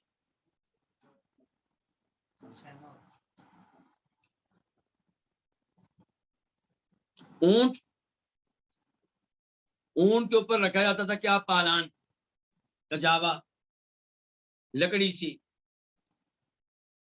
ایسے ہی اونٹ کے اوپر رکھا کرتے تھے ہودج، یعنی کہ جیسا کہ یہ محمد بھائی کہہ رہے ہیں، آپ سمجھیں کہ چھوٹا سا خیمہ سا، یا اگر آپ لوگ جانتے ہیں لفظ ڈولی، ڈولی لفظ شاید آپ لوگوں نے سنا ہو. پرانے زمانے میں دلہنوں کو شادی کے لیے، شادی کے موقع پہ جب لے کر آتے تھے، کس میں لے کر آتے تھے؟ ڈولی میں. تو ڈولی سے ملتا جلتا ہودج ہوتا ہے. تو ام المؤمنین کو ہودج میں اتارا جاتا اور ہودج کے ذریعے اوپر رکھا جاتا. مراد یہ ہے کہ جب کہیں پہ رکتے، اونٹ کو نیچے بٹھاتے، ہودج پورے کا پورا نیچے اتارتے اور ام المؤمنین نیچے آ جاتی. پھر ام المؤمنین آ کے ہودج میں بیٹھتی، تو لوگ جن کی ڈیوٹی لگی تھی وہ ہودج کو اٹھا کے اونٹنی پہ رکھتے اور اونٹنی کو اٹھاتے اور چل پڑتے. اس انداز سے سفر ہو رہا تھا. تو کہتی ہیں تو ہودج میں کیا ہے؟ پردہ بھی ہے، آپ جانتے ہیں. فکنت احمل فی ہودجی، مجھے اٹھایا جاتا میرے ہودج میں اور اسی میں مجھے اتارا جاتا. فسرنا ہم چلے حتی اذا فرغ رسول اللہ صلی اللہ علیہ وسلم من غزوتی تلکا یہاں تک کہ جب نبی علیہ الصلوۃ والسلام اپنے اس غزوے سے فارغ ہو گئے, اپنی اس لڑائی سے فارغ ہو گئے. وقفلا اور آپ واپس پلٹے, اب واپسی کا سفر ہے. ودنونا من المدینۃ قافلین اور ہم واپس آتے ہوئے مدینہ کے قریب ہو گئے, مدینہ کے قریب ہو گیا, بہت دور نہیں تھی. تو کیا ہوا, آذن لیلتن ایک رات آپ نے اعلان کیا بالرحیلی کیا کرنے کا, چلنے کا, کوچ کرنے کا. یعنی کہ ہم ایک رات ٹھہرے ہوئے تھے, نیند پوری کر چکے, قضائے حاجت کر چکے, آپ نے اعلان کیا چلو بھی اب سفر دوبارہ شروع کریں. کیونکہ اس زمانے میں لوگ راستے میں رکا کرتے تھے, آرام کیا کرتے تھے. کہتی ہے فقمت حین آذن بالرحیل تو میں اٹھی جب انہوں نے اعلان کیا بالرحیل سفر شروع کرنے کا, چلنے کا, کوچ کرنے کا. تو میں اٹھی, میں نے کیا کیا, فمشیت میں چلی حتی جاوزت الجیشہ یہاں تک کہ میں نے پورے لشکر کو کراس کر دیا. کہنا کیا چاہتی ہیں کہ جب اعلان ہوا کہ اب قافلہ سفر شروع کرنے لگا ہے تب میں جلدی سے گئی تاکہ میں اپنی قضائے حاجت کر لوں, پیشاب وغیرہ کر لوں. تو اس کام کے لیے میں چلی یہاں تک کہ میں نے پورے لشکر کو کراس کر دیا. فلما قضیت شأنی جب میں نے اپنی حاجت کو پورا کر لیا, اقبلت الی رحلی تو میں آئی اپنے کجاوے کی طرف. فلمست صدری تو میں نے اپنے سینے کو ہاتھ لگایا, مس کیا, ٹٹولا اس کو اپنے سینے کو. فَإِذَا عِقْدٌ لِّي مِن جَزْعِ أَظْفَارٍ قَدْ انقطع تو اچانک میرا وہ ہار جو یمن کے شہر ظفار کے مونگوں سے بنا ہوا تھا, قد انقطع وہ تو ٹوٹ چکا تھا, کہیں گر گیا تھا. ام المومنین نے ہاتھ لگایا تو ہار موجود نہیں تھا. فرجعت تو ام المومنین کہتی ہیں کہ میں واپس گئی, کدھر, جہاں قضائے حاجت کی تھی اس راستے کی طرف گئی, ادھر گئی.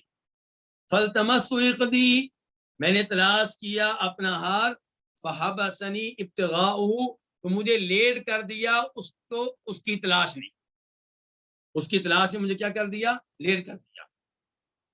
قالت ام المومنین کہتی ہیں وَأَقْبَلَ الرَّهْطُ الَّذِينَ كَانُوا يَرْحَلُونَ لِي تو آیا وہ گروہ جو کیا کرتے تھے, کانو یرحلون لی جو میرے لیے کیا کرتے تھے, میرے لیے کجاوے کو اوپر رکھتے تھے, ہودج کو اوپر رکھتے تھے.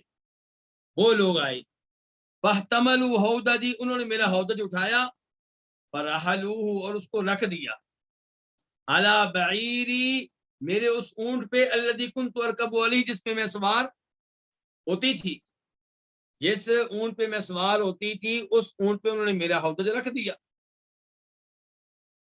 وَهُمْ يَحْسِبُونَ أَنِّي فِي اور وہ سمجھ رہے تھے, خیال کر رہے تھے کہ میں ہودج میں موجود ہوں. وَكَانَ النِّسَاءُ إِذْ ذَاكَ خِفَافًا لَمْ يَهْبُلْنَ وَلَمْ يَغْشَهُنَّ اللَّحْمُ اور عورتیں اس وقت کیا ہوتی تھی, ہلکی پھلکی. لم یحبلنا اس کا معنی کیا ہے, وہ پاری نہیں ہوئی تھی, ابھی تک ان کی اتنی خوشحالی نہیں تھی کہ اتنا کھانے اور اتنے وافر مقدار میں غذا ہو کہ عورتیں کھا کھا کے موٹی ہو چکی ہوں, یہ وقت ابھی نہیں آیا تھا. عورتیں اس زمانے میں ہلکی ہوتی تھی. لم یحبلنا وہ باری نہیں ہوتی تھی, ولم یغشہن اللحم اور ان پہ گوشت نہیں چڑھا ہوتا تھا. انما یاکلن العلقۃ من الطعام وہ تھوڑا سا کھانا کھاتی تھی. فلم یستنکر القوم خفۃ الہودج تو ان لوگوں نے ہودج کے ہلکے پن کو محسوس نہیں کیا. حین رفعوہ جب انہوں نے ہودج کو اٹھایا, وحملوہ اور اس کو رکھا, ہودج کو اٹھایا, اونٹنی پہ رکھا, ان کو محسوس نہیں ہوا کہ بھی ہودج ہلکا ہے.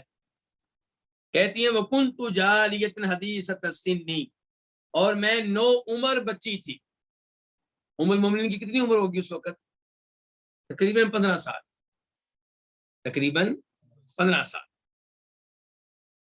کہتی فبعث الجمل، انہوں نے اونٹ کو اٹھایا، فسارو، اور چل پڑے. ووجدت عقدی، اور میں نے اپنا ہار جو ہے وہ پا لیا، بعد ما استمر الجیش، جیش کے لشکر کے چلے جانے کے بعد.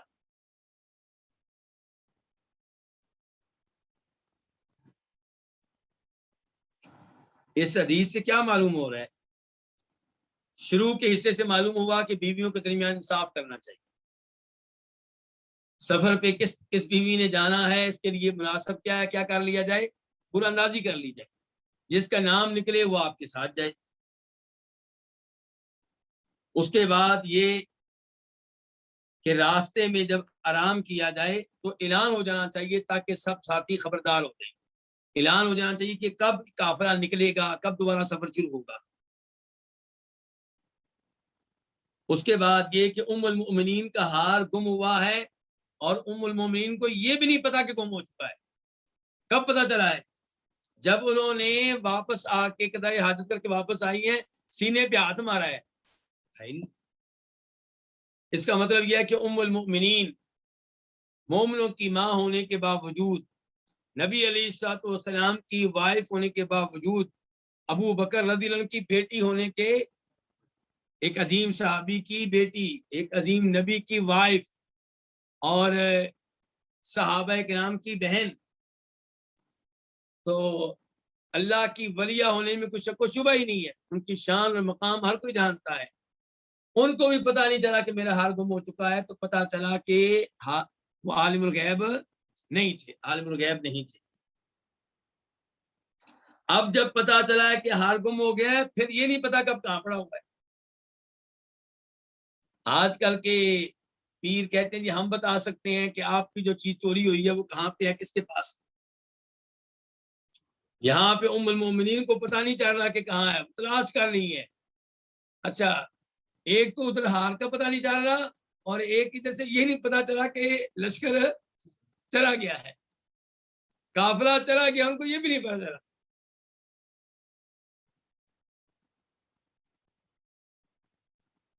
اچھا، اس کے بعد اگلی بات کہ جو لوگ ان کو ہودج میں بٹھا کر اونٹ پہ رکھتے ہیں، ان کو نہ وزن سے محسوس ہوا اور نہ علم غیب کے ذریعے پتا چلا کہ ہودج تو خالی ہے، اس میں ام المؤمنین موجود نہیں ہے.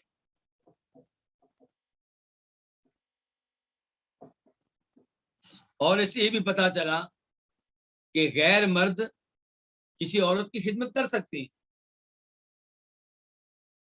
لیکن کیسے؟ پردہ رہے، ہاتھ نہ لگے، اور خلوت اور تنہائی نہ ہو.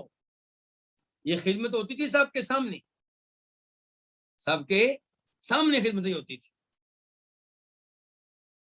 اس کی مثال یہ ہے کہ جیسے آج کل عمرے پہ جائیں تو صفا مروہ کی سعی اگر کوئی نہ کر سکتا ہو تو وہاں پہ وہ سعودی لوگ کھڑے ہوتے ہیں کیا لے کے، ویل چیئر، تو وہ پیسے لے کر صفا مروہ کی صحیح کروا دیتے ہیں. اب وہ غیر ہوتے ہیں، اس ویل چیئر میں ہماری مائیں بہنیں بیٹھتی ہیں، تو چونکہ تنہائی نہیں ہے اور ہاتھ بھی لگتا نہیں ہے تو اس میں کوئی حرج نہیں.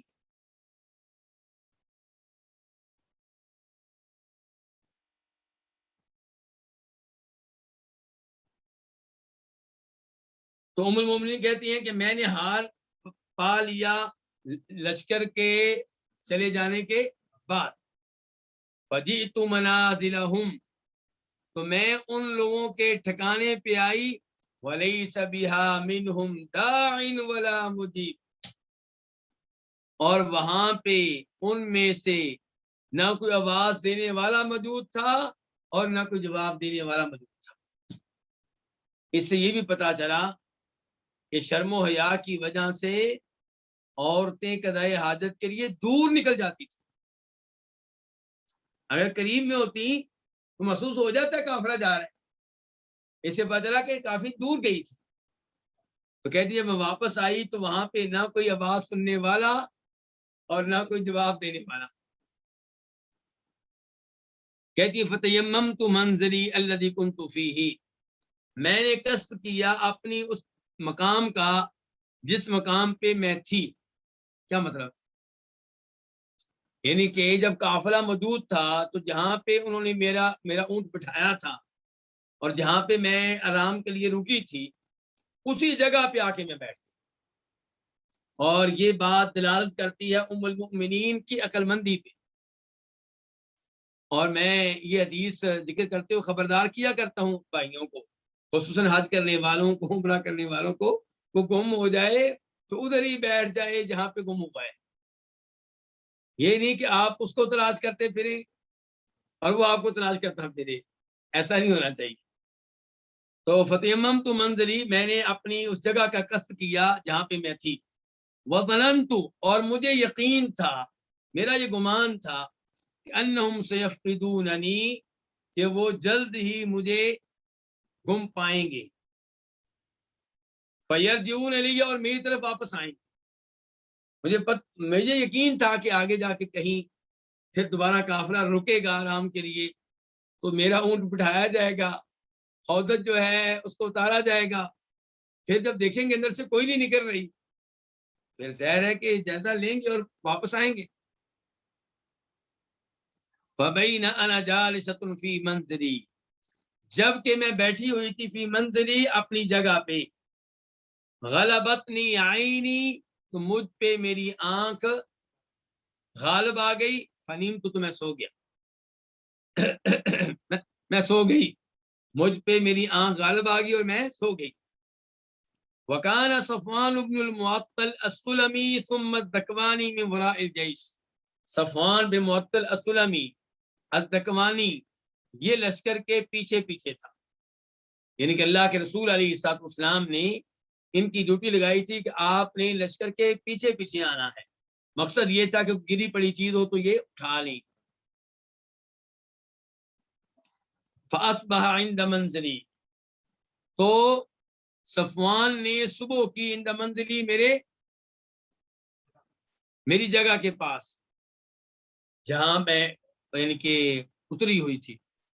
فرآ سواد انسان نائم، تو صفوان نے دیکھا کسی سوئے ہوئے انسان کے وجود، دور سے محسوس ہوا کہ کوئی انسان ہے لگتا ہے یہاں پہ. فعرفنی، اس نے مجھے پہچان لیا. حین رآنی، جب اس نے مجھے دیکھا. ام المومنین پردے کے بغیر تھی کیونکہ سوئی ہوئی تھی نا، ان کو تو یہ نہیں تھا کہ یہاں پہ اب کوئی ہوگا. وہ تو ویسے بھی انتظار کرتی بیٹھی ہوئی تھی، پھر لیٹ گئی اور پھر آنکھ لگ گئی. فرماتی ہے وکان رآنی قبل الحجابی، اور صفوان نے مجھے پردے کا حکم نازل ہونے سے پہلے دیکھ رکھا تھا. یہ جملہ بڑا عظیم جملہ ہے. یہ جملہ بڑا عظیم جملہ ہے. کیوں؟ کیونکہ کئی علماء کرام یہ کہتے ہیں کہ پردے کا جو حکم نازل ہوا ہے وہ پردہ چہرے کا نہیں ہے. چہرے کا کر لیں تو افضل ہے، بہتر ہے، کرنا چاہیے، لیکن چہرے کا پردہ واجب نہیں ہے. پردہ واجب جو ہے وہ یہ کہ سر کے بال چھپا لیں، گردن چھپا لیں، باقی چیزیں چھپا لیں، لیکن چہرہ جو ہے یہ ننگا بھی ہو تو گناہ نہیں ہے. کئی علماء کرام کا یہ موقف ہے کہ پردے کا جو حکم نازل ہوا ہے اس میں چہرہ شامل. تو ام المومنین پھر کیوں کہہ رہی ہیں کہ پردے کا حکم نازل ہونے سے پہلے اس نے مجھے دیکھا ہوا تھا؟ اس کا مطلب یہ کہ پردے کا حکم نازل ہونے کے بعد دیکھنا ممکن نہیں ہے. اسے پتا چلا کہ جب پردے کا حکم نازل ہوا ہے تو اس میں چہرے کا پردہ داخل ہے، اور حقیقت یہ ہے کہ اگر چہرے کا پردہ نہیں تو پھر پردہ کس چیز کا ہے؟ سارا فتنہ، سارا فساد وہ چہرے کا پردہ نہ کرنے میں. عورت کا حسن و جمال جو ہے وہ کس میں ہوتا ہے؟ چہرے میں ہوتا ہے. عورت کے جسم کے باقی اعضاء میں وہ حسن و جمال نہیں ہوتا جو اس کے چہرے میں ہوتا ہے. تو ام المومنین کہہ رہی ہے کہ وکان رآنی قبل الحجابی، اور اس نے مجھے دیکھا ہوا تھا پردے کا حکم نازل ہونے سے پہلے. فاستيقظت باسترجاعه حين عرفني، تو میں بیدار ہو گئی اس کے انا للہ و انا الیہ راجعون پڑھنے کی وجہ سے جب اس نے مجھے پہچانا. کیونکہ جب مجھے پہچانا تو اس نے فوراً کیا پڑھا؟ انا للہ و انا الیہ راجعون. کیا کوئی فوت ہو گیا تھا؟ اس سے کیا پتا چلا کہ جب بھی کوئی مصیبت آئے، پریشانی آئے، کوئی صدمہ پہنچے تو کیا پڑھنا چاہیے؟ انا للہ و انا الیہ راجعون پڑھنا چاہیے. آپ کا موبائل گم ہو جائے انا للہ و انا الیہ راجعون پڑھیں گے. جوتا گم ہو جائے مسجد میں انا للہ و انا الیہ راجعون پڑھیں گے، بجائے اس کے کہ آپ اس کو گالیاں دیں اور لعنتیں بھیجیں جس نے چوری کیا ہے. فخمرت وجہی بجلبابی، تو میں نے اپنے چہرے کو اپنی چادر کے ساتھ ڈھانک لیا. کیونکہ جو ہی اس نے انا للہ پڑھا، ام المومنین کو اس کی آواز سن کے جاگ آئی، بیدار ہوئی، فوری طور پہ پہلا کام کیا کیا ہے؟ چہرے کا پردہ کیا. اور صاحب صاحب کہہ رہی میں نے چہرے کو ڈھانک دیا بجلبابی، اپنی چادر کے ساتھ. وواللہ ما تکلمنا بکلمہ، اور اللہ کی قسم اٹھا کے کہتی ہوں ہم نے ایک لفظ بھی گفتگو نہیں کی. ولا سمعت منہ کلمۃ غیر استرجاعہ، اور نہ ہی میں نے صفوان سے کوئی لفظ سنا سوائے انا للہ و انا الیہ راجعون. کوئی بات نہیں کی اس اللہ کے بندے نے. وَهَوَى حَتَّى أَنَاخَ رَاحِلَتَهُ فَوَطِئَ عَلَى يَدِهَا، صفوان نے کیا کیا؟ صفوان نے اپنی سواری کو، اونٹنی کو بٹھا دیا اور اس کی اگلی ٹانگوں پہ کیا رکھا؟ پاؤں، اپنا پاؤں رکھا. کیا رکھا؟ اپنا پاؤں رکھا. کیوں؟ تاکہ وہ بیٹھی رہے اور اٹھے نہ، اور تاکہ میں اس کے اوپر آرام سے بیٹھ جاؤں. یعنی کہ یہاں پہ یہ بھی دیکھیں، ایسا نہیں ہے کہ صفوان نے کہا ہو کہ چلو یہاں پہ تو کوئی دیکھنے والا نہیں، عورت مجبور ہے، اب میں اس کو بٹھاتا ہوں ہاتھ لگا کے. ایسا نہیں ہے. یہ شرافت کی انتہا ہے، شرم و حیا کی انتہا ہے، تقوی پرہیزگاری کی انتہا ہے کہ کوئی لفظ نہیں کہا سوائے انا للہ و انا الیہ راجعون کے، اور کیا کیا؟ اپنی اونٹنی کو بٹھا دیا ہے اور اس کی اگلی ٹانگوں پہ کیا رکھ دیا؟ اپنا پاؤں. فقمت الیہا، تو میں اس سواری کی طرف کھڑی ہوئی. فرکبتھا، میں اس پہ سوار ہو گئی. اچھا جی، اب یہاں پہ ایک اور موقع بھی بن سکتا تھا. کیا؟ کہ صفوان کہے کہ آگے یہ بیٹھ جائے، پیچھے میں بیٹھ جاتا. اونٹنی تو ایک ہی ہے نا، اب اتنا پیدل سفر کرنا مشکل ہے، مجبوری ہے جی. آج کل بڑا افسوس ہوتا ہے یہ منظر دیکھ کر کہ لڑکیاں اپنے دیور کے ساتھ موٹر سائیکل پہ، بائک پہ بیٹھی ہیں، جیڑ کے ساتھ بیٹھی ہیں، بہنوئی کے ساتھ بیٹھی ہیں، جسم کے ساتھ جسم لگا کے، بلکہ ہاتھ اچھی طرح اس کے پیٹ پہ رکھ کے. لگتا ہی نہیں کہ آپس میں پردہ ہے. اور شریعت کیا کہتی ہے کہ کس سے بچو؟ خاوند کے رشتہ دار لڑکوں سے بچو، دیور سے، جیڑ سے بچو، کیونکہ یہ موت کی طرح ہیں، خطرناک ہیں. جیسے حکومتوں نے وہ کرنٹ کے بارے میں، جہاں کرنٹ ہو لکھا ہوتا ہے نا سائن بورڈ لگا کے کہ خبردار، وارننگ، یہاں پہ کرنٹ بہت تیز ہے، 120 ہے، 220 ہے، بچ کے رہیں. ایسے اللہ کے رسول فرما رہے ہیں کہ اپنے دیور سے بچ کر رہو، کیونکہ وہ موت کی حیثیت رکھتا ہے. کیونکہ دیور کے ساتھ تعلقات کے جلدی ہوتی ہے اور وہاں پہ کوئی نگرانی کرنے والا بھی نہیں ہوتا، دیور کو کسی قسم کا ڈر بھی نہیں ہوتا. تو بہرحال یہاں پہ دیکھیں کہ فقمت الیہا، ام المومنین کہتی ہے کہ میں اس سواری کی طرف کھڑی ہوئی. فرکب، تو میں اس پہ سوار ہو گئی. فانطلق یقود بی الراحلہ، تو وہ چل پڑا. کون؟ صفوان کیسے چلا کہ وہ سواری کو ہانک رہا تھا، مجھے اوپر بٹھا کے سواری کو ہانک رہا تھا. حتی اتینا الجیش، یہاں تک کہ ہم لشکر کے پاس پہنچ گئے.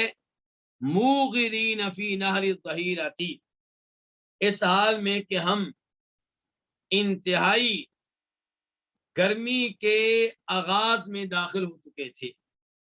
یعنی کہ جیسے دن کے 12 بجے گرمی اپنے زوروں پہ ہوتی ہے، اس قسم کا وقت تھا جب ہم وہاں پہ پہنچے. تو فرماتی ہوں یہاں تک کہ ہم لشکر کے پاس آئے، اس حال میں کہ ہم داخل ہو چکے تھے شدید گرمی کے وقت میں، دوپہر کی شدید گرمی کے وقت میں. وہم نزول، اور وہ لوگ پڑاؤ ڈالے ہوئے تھے، کہیں پہ ٹھہرے ہوئے تھے دن کے وقت. قالت ام المؤمنین فرماتی ہیں فہلک فی من ہلک، تو میرے معاملے میں ہلاک ہو گیا جس نے ہلاک ہونا تھا، تباہ ہو گیا جس نے تباہ ہونا تھا. کیونکہ جس نے اپنی آخرت کا بیڑا غرق کرنا تھا اس نے میرے خلاف باتیں کی اور اپنی آخرت کا بیڑا غرق کر لیا. تو میرے بارے میں ہلاک ہو گیا جس نے ہلاک ہونا تھا.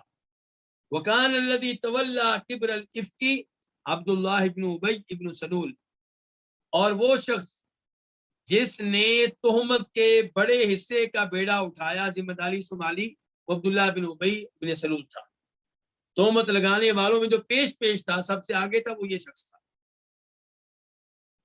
قال عروہ کہتے ہیں اخبر، تو مجھے بتایا گیا ہے انہ کان یشاع ویتحدث به عنده، کہ اس کے پاس اس کا تذکرہ کیا جاتا، کس کا؟ اس تہمت کا. ویتحدث به، اور اس بارے میں گفتگو کی جاتی ہے، عنده اس کے پاس، فیقرہ، تو وہ اس کی تصدیق کرتا، ویستمع، اور یہ باتیں بڑے غور سے سنتا، توجہ سے سنتا، اس کو بڑا مزہ آتا.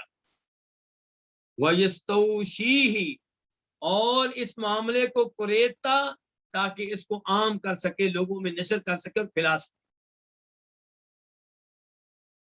قالت عائشہ، ام المؤمنین عائشہ فرماتی ہیں فقدمنا المدینہ، ہم مدینہ پہنچ گئے. اور ابھی تک ام المؤمنین کو پتا نہیں ہے. یہ تو بات، یہ جو تبصرہ کیا ہلاک ہو گیا، جو ہلاک ہو گیا، یہ تو بعد میں جب ان کو پتا چلا اس لحاظ سے کہا ہے، ورنہ ابھی تک ام المؤمنین کو پتا نہیں ہے کہ ان پہ کیا قیامت گزر چکی ہے. کتنا بڑا واقعہ ہو چکا ہے، جس کے ساتھ ہوا ہے اس کو پتا نہیں ہے. کہتی ہے کہ ہم مدینہ پہنچ گئے. فاشتکیت حین قدمت شہرا، تو جب میں آئی تو 1 مہینہ تو میں بیمار رہی. والناس یفیضون فی قول اصحاب الافک، اور لوگ چرچا کرتے رہے، غور و خوض کرتے رہے تہمت لگانے والوں کی بات میں، یعنی کہ وہ آگے پھیلاتے رہے، سنتے رہے، سناتے رہے، تبصرے ہوتے رہے. لا اشعر بشیء من ذلک، مجھے اس میں سے کسی چیز کا کچھ بھی علم نہیں تھا. پورے مدینے کو پتا ہے، اگر نہیں پتا تو اسے نہیں پتا جس کے بارے میں ہو رہا ہے. تو پتا چلا کہ عالم الغیب نہیں ہے. وَهُوَ يُرِيبُنِي فِي وَجَعِي أَنِّي لَا أَعْرِفُ مِنْ رَسُولِ اللَّهِ صلی اللہ علیہ وسلم اللطف الذي كنت أرى منه حين أشتكي.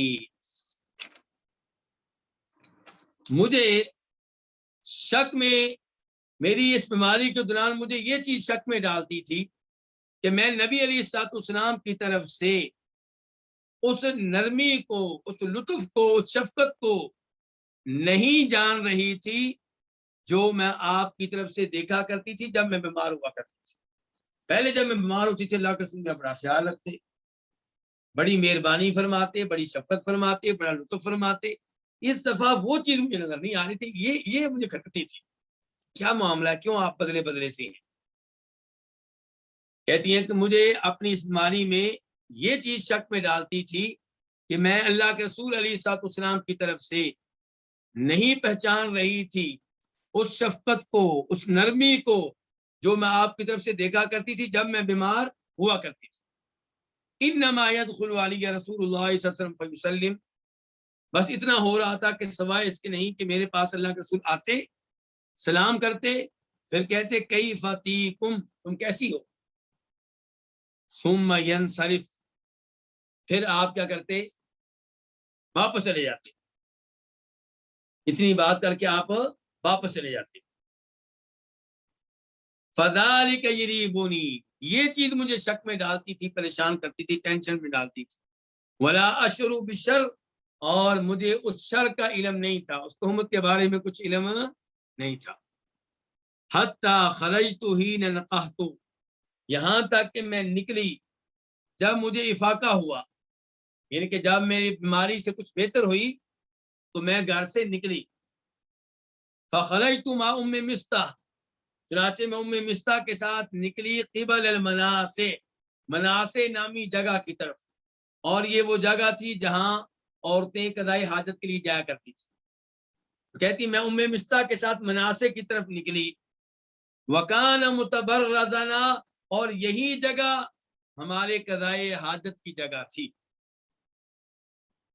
وَكُنَّا لَا نَخْرُجُ إِلَّا لَيْلًا إِلَىٰ لَيْلٍ، اور ہم نہیں نکلا کرتی تھی مگر رات تک۔ کیا مطلب؟ ایک رات اور اس کے بعد دوبارہ کب جانا قضاء حاجت کے لیے؟ اگلی رات، دن کے ٹائم یعنی کہ ہم نہیں جایا کرتے تھے۔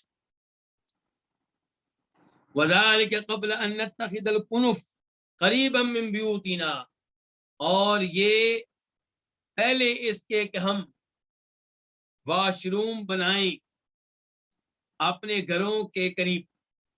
ایک وہ کہہ رہی ہیں یہ تب کی باتیں میں کر رہی ہوں جب ہمارے گھروں میں واش روم نہیں بنے تھے، اس زمانے میں ہم قضاء حاجت کے لیے باہر جاتی تھی اور رات کے ٹائم جاتی تھی بس۔ قالت، ام المومنین فرماتی ہیں وَأَمْرُنَا أَمْرُ الْعَرَبِ الْأُوَّلِ فِي الْبَرِّيَّةِ قِبَلَ الْغَائِطِ، اور ہمارا معاملہ پہلے عربوں والا معاملہ تھا۔ کس معاملے میں؟ فی البریتی، جنگل جانے کے معاملے میں، قبل الغائط یعنی کہ کسی میدان میں چلے جانا اور وہاں جا کے قضاء حاجت کرنا۔ ہم اس معاملے میں وہی طرز عمل اختیار کیے ہوئے تھیں جو پہلے عربوں کا تھا۔ وَكُنَّا نَتَأَذَّى بِالْكُنُفِ أَن نَتَّخِذَهَا عِنْدَ بِيُوتِنَا، اور ہمیں تکلیف محسوس ہوتی تھی کس کے ساتھ؟ واش روم وغیرہ بنا کر کہ ہم انہیں بنائیں اپنے گھروں کے پاس، اپنے گھروں کے پاس ہم واش روم بنائیں، اس سے ہم تکلیف محسوس کیا کرتی تھی، ہمیں اچھا نہیں لگتا تھا، کیونکہ اس زمانے کے واش روم کون سے ہوں گے؟ نہیں، پردہ تو ہوگا لیکن وہ جو گند ہے وہ کہاں جائے گا؟ وہ ادھر ہی جمع کر کے اس کو بعد میں پھینکنا ہے تو بدبو تو آتی رہے گی اتنی دیر۔ اس لیے اس زمانے میں لوگ پسند نہیں کرتے تھے کہ گھروں میں یہ واش روم ہو۔ تو یہ یہاں تک ہم نے آج حدیث پڑھ لی ہے، اور یہاں سے انشاءاللہ آئندہ درس میں شروع کریں گے۔ اس سے پتہ چل رہا ہے کہ اس زمانے کے عربوں کے حالات کا بھی اور ام المومنین کے ساتھ کیا کچھ ہوا اس کا بھی۔ انشاءاللہ یہ حدیث آئندہ درس میں مکمل کریں گے۔ اللہ رب العزت ہمیں نبی علیہ السلام کی احادیث صحیح معنوں میں سمجھنے کی توفیق عنایت فرمائے۔ وآخر دعوانا الحمدللہ رب العالمین۔